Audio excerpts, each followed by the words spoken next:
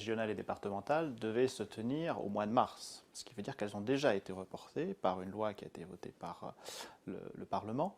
Et ce premier report ne posait pas de problème constitutionnel puisque il y avait le contexte de la pandémie et le fait qu'au mois de mars, on l'a vu, il risquait d'avoir un pic de la pandémie.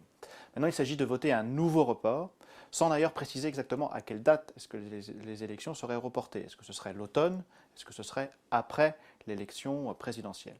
Le Conseil constitutionnel a développé une jurisprudence en matière de changement des dates d'une élection et il admet la possibilité de le faire, mais à condition, premièrement, que les électeurs soient convoqués selon une périodicité raisonnable, c'est les termes de sa jurisprudence, et que, si report il y a, ce soit fait pour une raison d'intérêt général et pas par simple convenance politique. La périodicité est raisonnable, si ça devait être reporté à l'automne, a priori, ce serait globalement respecté. La question d'intérêt général est-elle beaucoup plus délicate?